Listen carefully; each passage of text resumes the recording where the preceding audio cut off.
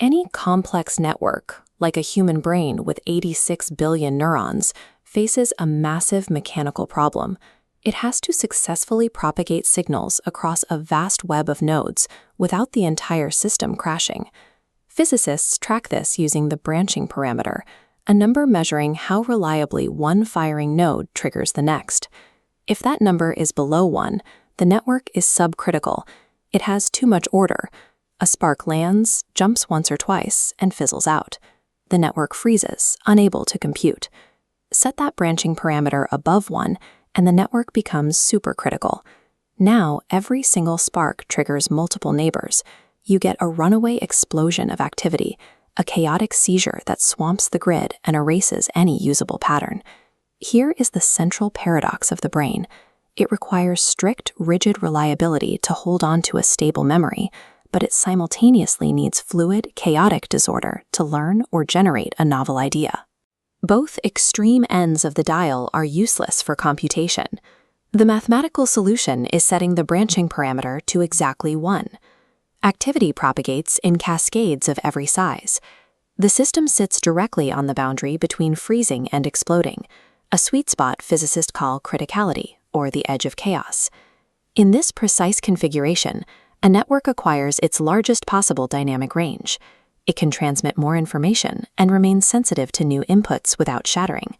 This boundary represents the physical precipice upon which human waking consciousness balances its entire existence. For decades, this was elegant theory. Then, in 2003, researchers John Beggs and Dietmar Plenz placed living slices of cortex onto electrode grids and watched the spontaneous activity.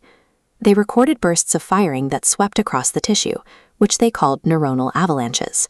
When they measured the sizes of these cascades, the distribution was not random. It followed the exact same mathematical signature found in complex natural systems that tune themselves to a critical threshold, like earthquakes and collapsing sand piles.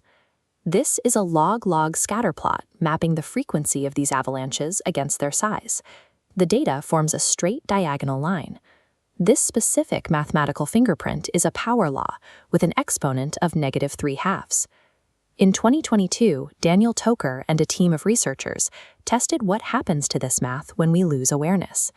They found that under deep sleep or anesthesia, the cortex slides away from this critical edge.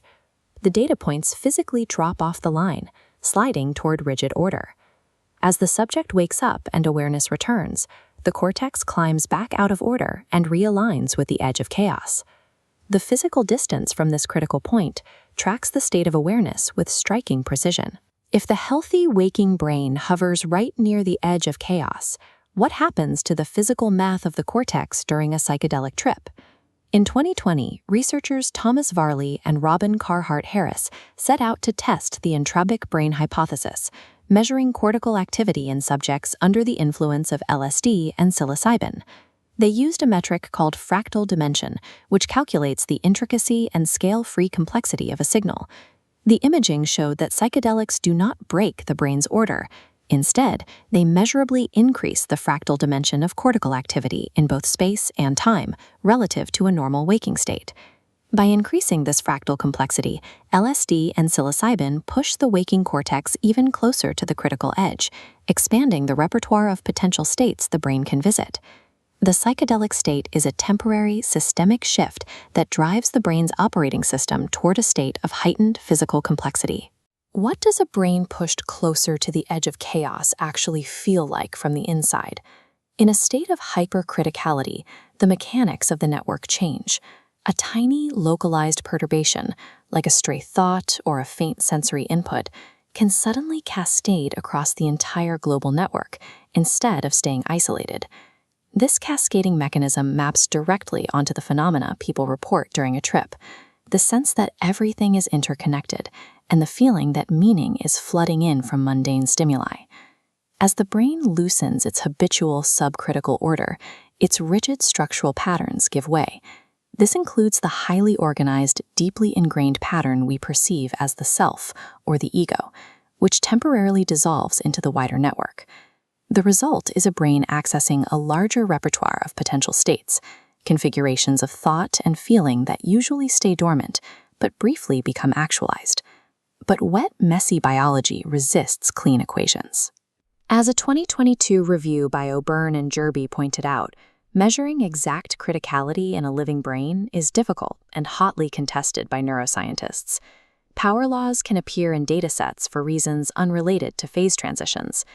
The current psychedelic imaging samples are small, and tools like fractal dimension are only indirect proxies for true criticality. That psychedelics increase brain complexity is a solid result, but the idea that this moves the brain to a true critical point is a compelling interpretation of the data, not a settled fact. Even with these cautions, the framework forces us to discard an outdated assumption. The brain does not operate best as a stable machine humming comfortably in the middle distance between extremes. The mind survives by clinging to the precipice of its own instability. Psychedelics merely allow us to lean over that cliff to see how much more we contain.